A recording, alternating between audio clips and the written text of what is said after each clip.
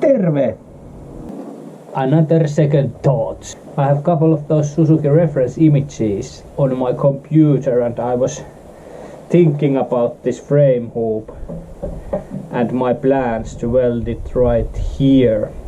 That plan was created by lazy mind because it is just easy to like weld it here with the plug and it's done. But unfortunately it doesn't go with the plan I've been thinking on. The correct way to mount the hoop would be something like this.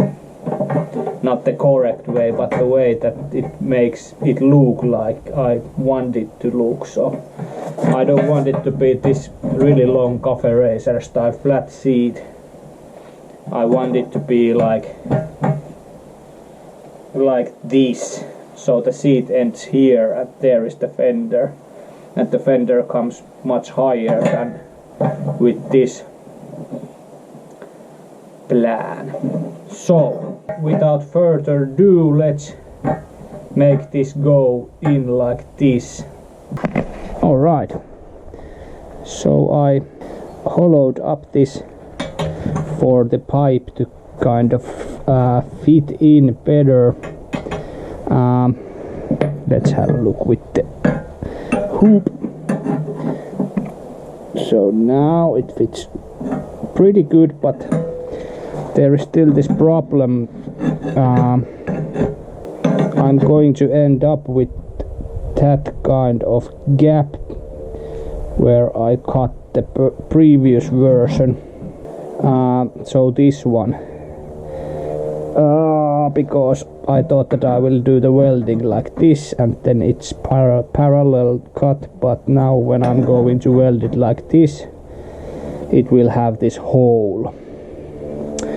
So I thought that I will first weld like this extension for the frame, then I will cut it same line with this one, so we end up with weird looking piece, but then we can get the hoop sitting here perfectly and have a nice joint for that.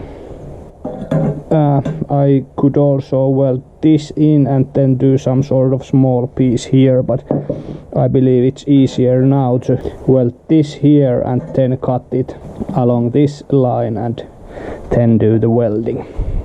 Alright, now I have set up this small welding station and there was something interesting I found out while I was planning how to like attach the pipes to frame. So I thought that I would use these welding magnets. As I am not that experienced welder, I understand that the frame is having this magnet, but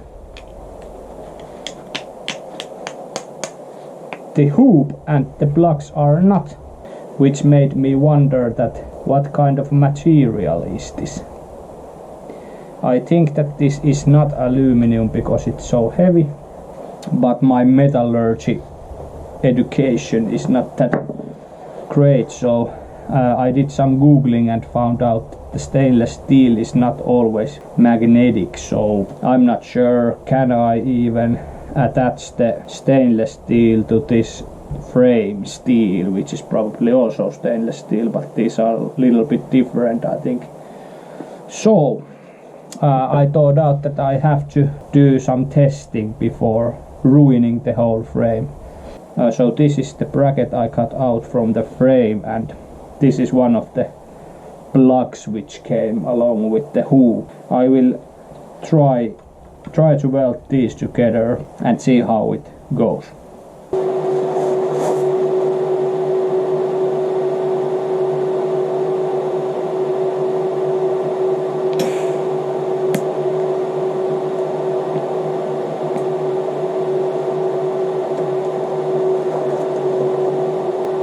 Okay, do weld. But will it stick together? That's probably the most interesting thing.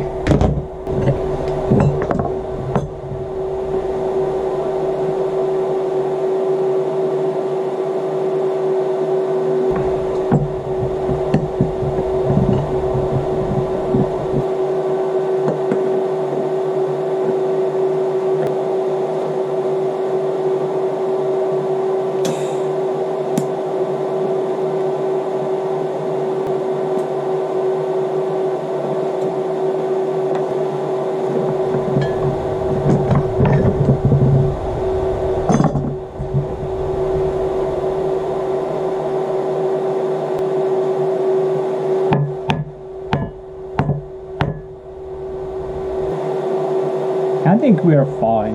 It looks like it's doing what it's supposed to do.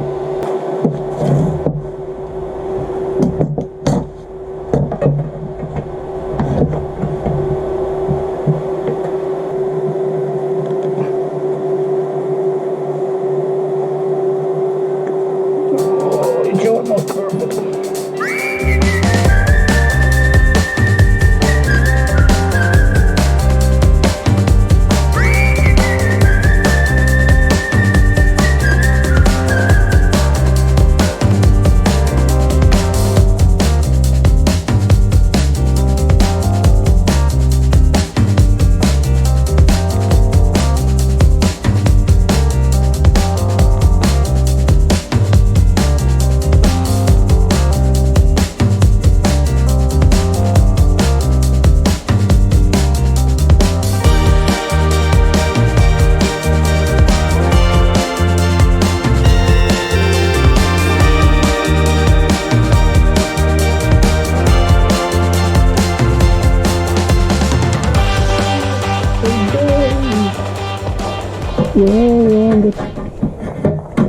Around the sun, cheap bumpy buddy, rock and roll. Alright, as you probably can see now, we have not that much room to fill by welding, so now I just need to do some fine tuning for the extensions and then we are ready to go. Ta-da! This is how it's going to look like. It's a little bit different than it was, but it's more like I want it. The first idea was that the back hoop would be in the same angle than this triangle of the frame, so now it is.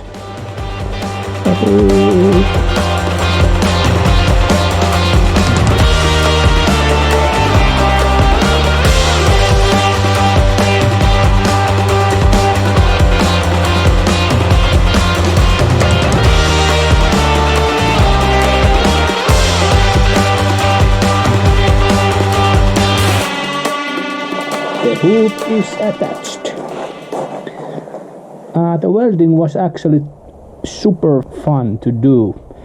I noticed that when I did all the welds I was searching for another seam to weld, so that's the good indication that I enjoyed it. The seams looks awful, of course. This was my second time doing weldings. The key things I believe is that you use correct amount of the material, and another important thing is that you have good position for yourself when you're welding. Now it has the cool angle below here. I need to add some metal under here so it won't slurp all the water in there. I might also just weld this hole and leave it as it is. It's kind of cool because it has those holes there. Alright, but I think that it came out pretty nice.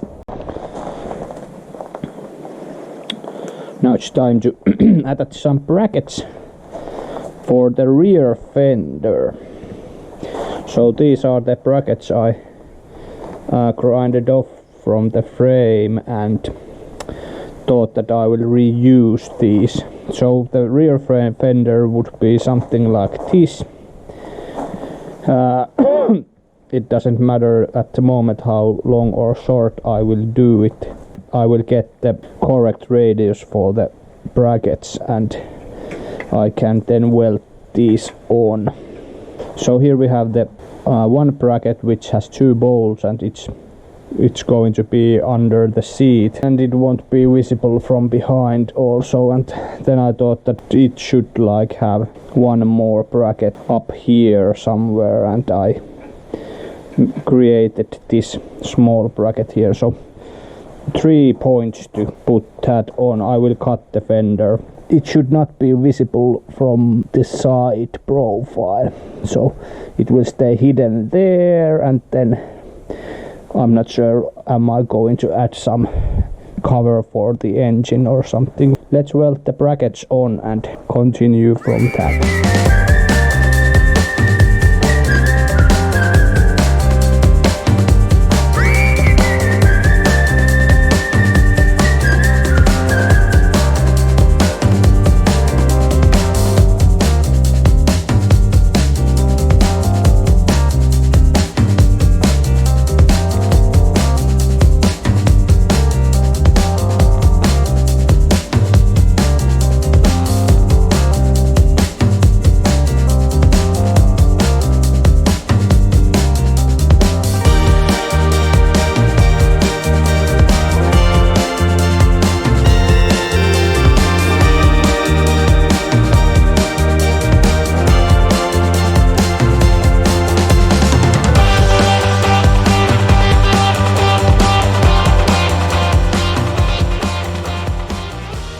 Alright, the brackets are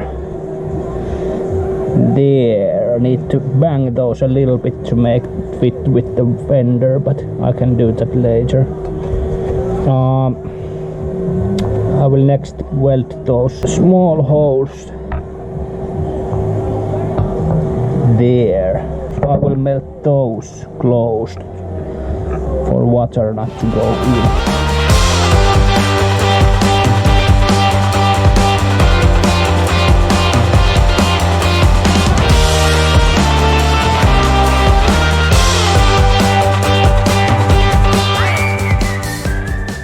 Alright, the holes are gone. I've been staring at this rear fender slash seat mounting scenario here. I think that I might also use this one to mount the seat, because the seat will be really close to the fender, basically against the fender there, and I thought that if I drill these threads through and attach the small bolts below the seat, when you put the seat on its place, the bolts go through these holes and you can tighten the seat against this bracket and the fender. And then I will do one bolt to the front of the seat too, so there is both ends are covered like that. Alright, the next step is probably prepping the paint for the frame. I'm pretty sure that I forget some of the brackets I will need during the installation, but as I paint the frame myself, I can also grind the paint off and put the bracket in and do the painting again for that place, so I can manage with that. I need to do some cleaning around.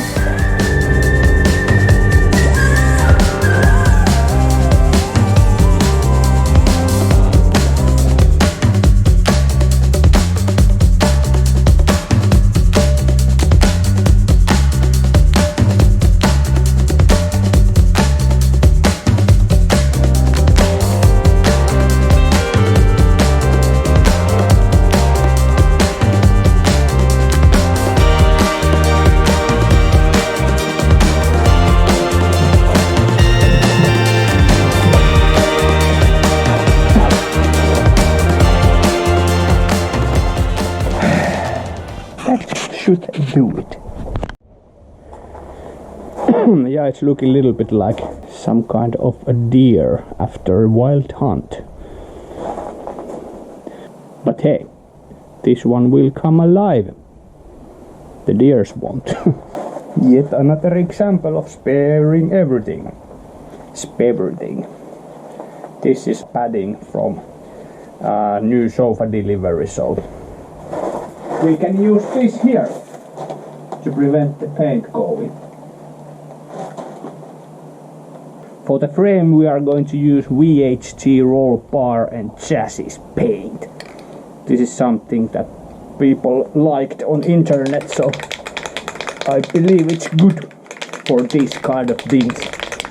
Yeah, it doesn't need any primer and it should be fairly durable for every kind of small dents.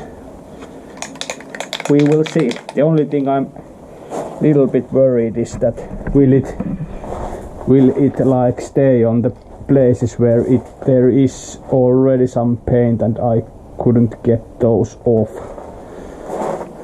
Well, I could have, but I was lazy enough not to take it off. Let's see if that is going to bite me back. I've been using this disposable mask for all this project, and this is really good. I think that it doesn't matter if these are disposable or not. You can use these until you like feel some sort of dizziness or something when you're painting. So that's the indication it doesn't filter anymore. It's still going strong. I hope that I can finish the Suzuki with this mask, and then I'm going to buy another one for another project. This has every kind of cool classifications, which I don't understand anything of, but as long as it keeps my lungs okay, it works.